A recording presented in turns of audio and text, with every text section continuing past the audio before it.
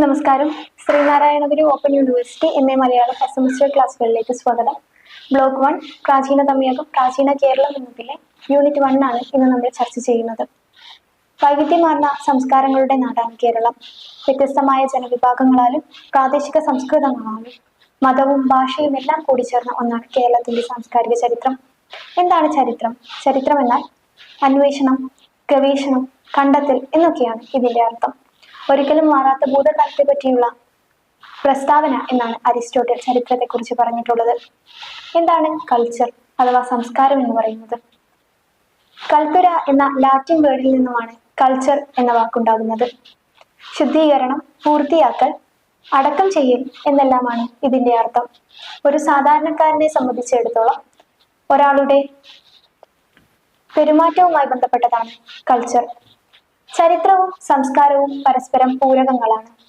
ഓരോ കാലത്തെയും രാഷ്ട്രീയ, സാമ്പത്തിക, സാമൂഹിക സ്ഥിതികളെല്ലാം തന്നെയും സാംസ്കാരിക ചരിത്രത്തിന്റെ ഭാഗമായി മാറുന്നവയുമാണ്. കേരള ചരിത്ര വിജ്ഞാനത്തിന്റെ ഉറവിടങ്ങളിലേക്ക് നോക്കാം. ദീർഘകാല ചരിത്രമൊന്നും കേരള ചരിത്ര രചനയ്ക്ക് അവകാശപ്പെടാനില്ല.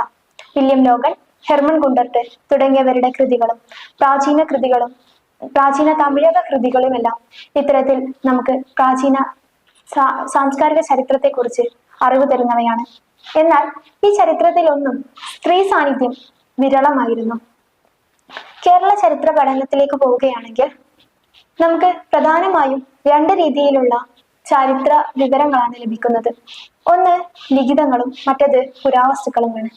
ഇതിൽ ലിഖിതങ്ങൾ എന്ന് പറയുമ്പോൾ ഏറ്റവും പഴക്കം ചെന്ന മഹാഭാരതത്തിലും രാമായണത്തിലും വരെയെല്ലാം കേരളത്തെക്കുറിച്ചുള്ള സൂചനകൾ ലഭ്യമാണ്. ഇതിനെല്ലാം ഓരോരോ ഉദാഹരണങ്ങൾ നമ്മുടെ പാഠഭാഗത്തിൽ തന്നെയുണ്ട്. ഇതുപോലെ ആദിശങ്കരാചാര്യരുടെ കൃതികളിലും ഇത്തരത്തിൽ നമുക്ക് വിവരങ്ങൾ ലഭിക്കുന്നുണ്ട്. 14-ാം നൂറ്റാണ്ടിൽ എഴുതപ്പെട്ട ലീലാതിലകം എന്നതിലും കേരളത്തെക്കുറിച്ചുള്ള സൂചനകൾ ലഭ്യമാണ്. ഇനി തമിഴ് കൃതികളിലേക്ക് പോകാം. BCE 4-ാം നൂറ്റാണ്ടിലെ തോൽക്കാപ്പിയത്തിൽ അടക്കം ഒട്ടനവധി തമിഴ് കൃതികളിൽ കേരള സാംസ്കാരിക ചരിത്രം വിവരിക്കുന്നത് കാണാം. അകനാനൂറ്, പുറനാനൂറ്, ചിലപ്പതികാരം, പതിറ്റുപത്ത് തുടങ്ങിയ കാവ്യസമാഹാരങ്ങളിലും കേരളത്തെക്കുറിച്ചുള്ള പ്രസ്താവനകൾ വളരെയധികമാണ്. ഇനി മലയാള കൃതികളിലേക്ക് പോയി നോക്കാം. പ്രാചീന മലയാള കൃതികളിലും പൂർവകാല കേരളത്തിന്റെ ചരിത്രത്തിന്റെ അംശങ്ങൾ കാണാൻ സാധിക്കും. ഉണ്ണിയാർച്ച ചരിതത്തിലും ഉണ്ണിച്ചീരുതേവി ചരിതത്തിലുമെല്ലാം തുടങ്ങി ഇത്തരത്തിൽ വിവരങ്ങൾ നമുക്ക് ലഭിക്കുന്നുണ്ട്. 13-ാം നൂറ്റാണ്ടിൽ എഴുതപ്പെട്ടു എന്ന് കരുതുന്ന അനന്തപുര വർണ്ണത്തിലും തിരുവനന്തപുരത്തിന്റെ ചരിത്രമാണ് വിവരിക്കുന്നത്. ഹെർമൻ ഗുണ്ടർട്ടിന്റെ കേരള പഴമ, കാടഞ്ചേരി നമ്പൂതിരിയുടെ മാമാങ്കം കളിപ്പാട്ടുകൾ എന്നിവയിൽ നിന്നെല്ലാം നമുക്ക് കേരളത്തിന്റെ പ്രാചീന ചരിത്രത്തെക്കുറിച്ച് മനസ്സിലാക്കാനാകും. ഇനി വിദേശ സാഹിത്യങ്ങൾ നോക്കാം. റോമൻ സഞ്ചാരികൾ, അറബികൾ, ചൈനീസ്, യൂറോപ്യൻ സഞ്ചാരികൾ, പുരോഹിതർ, സ്ഥാനാധിപതികൾ, കച്ചവടക്കാർ എന്നിവരെല്ലാം ഇത്തരത്തിൽ വിവരങ്ങൾ എഴുതി വെക്കാറുണ്ടായിരുന്നു. ഇതിൽ നിന്നെല്ലാം നമുക്ക് പ്രാചീന കേരളത്തിന്റെ സാംസ്കാരിക ചരിത്രം മനസ്സിലാക്കാൻ സാധിക്കുന്നതാണ്. അറബി സഞ്ചാരികളിലേക്ക് പോവുകയാണെങ്കിൽ സുലൈമാനി AD 851 വന്നു. ഇബിൻ തുർദാബായ് AD 848, മസൂദി 955. ഇതിൽ മസൂദി മാത്രമാണ് കേരളം സന്ദർശിച്ച ശേഷം വിവരങ്ങൾ എഴുതി വെച്ചത്. ബാക്കിയുള്ളവരെല്ലാം കേരളത്തെ കുറിച്ച് കേട്ടറിവുകളിലൂടെയാണ് എഴുതി വെച്ചിട്ടുള്ളത്. അതുപോലെ തന്നെ അബ്ദുൾ റസാഖ് 1442. ഇതിനുശേഷം ഇബിൻ ബത്തൂത്ത 6 തവണ കേരളത്തിൽ സന്ദർശിക്കുകയുണ്ടായി. ഏറ്റവും കൂടുതൽ തവണ കേരളം സന്ദർശിച്ച സഞ്ചാരി ഇബിൻ ബത്തൂത്തയാണ്. ഇതുപോലെ തന്നെ ചൈനീസ് വിവരണങ്ങൾ മാഹുവാൻ, വാങ്തായുവാന്റെ അപരിഷ്കൃതരുടെ ദ്വീപുകൾ എന്നതിൽ നിന്നും കേരളത്തെയാണ് വ്യക്തമാക്കുന്നത്.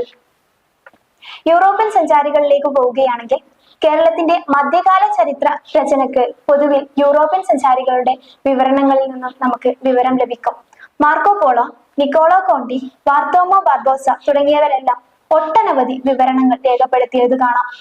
ഇതുപോലെ തന്നെ കേരളത്തിൽ മിഷനറി പ്രവർത്തനം നടത്തിയിരുന്ന പലരും ഇത്തരത്തിൽ വിവരങ്ങൾ രേഖപ്പെടുത്തിയിട്ടുണ്ട്.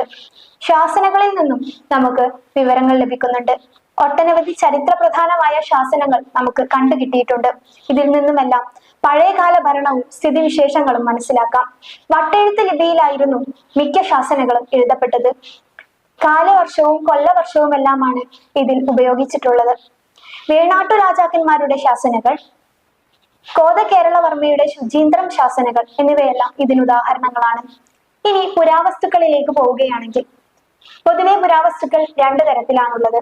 ഒന്ന് സ്മാരകങ്ങളും മറ്റത് നാണയങ്ങളുമാണ്. ഇതിൽ സ്മാരകങ്ങളിൽ പെടുന്നത് ശിലാപ്രതിമകൾ, മതാധിഷ്ഠിത ആരാധനാലയങ്ങൾ, ദേവാലയങ്ങൾ, കോട്ടകൾ, ചരിത്ര പ്രാധാന്യമുള്ള സ്ഥലങ്ങൾ എന്നിവയെല്ലാം ഇതിന്റെ ഭാഗത്തിൽ പെടുന്നവയാണ്. ഇവയെല്ലാം വിശദീകരിച്ചുകൊണ്ട് നമ്മുടെ പാഠഭാഗത്തിൽ ചെറിയ ഒരു ഡിസ്ക്രിപ്ഷൻ കൊടുത്തിട്ടുണ്ട്. അപ്പൊ അതൊന്ന് നന്നായിട്ട് നോക്കണം. അതുപോലെ ഇനി നാണയങ്ങളാണുള്ളത്. നാണയങ്ങൾക്ക് ഒരു വലിയ സംസ്കാരത്തിന്റെ ചരിത്രം എടുത്തു കാണിക്കാൻ കഴിയും. പ്രത്യേകിച്ച് ചേര ചോള രാജാക്കന്മാരെല്ലാം അവരുടെ നാണയങ്ങളിൽ ഉപയോഗിച്ചിരുന്ന മുദ്രകൾ, ഇതിനെല്ലാം ഉദാഹരണങ്ങൾ നമുക്ക് കണ്ടുകിട്ടിയിട്ടുണ്ട്.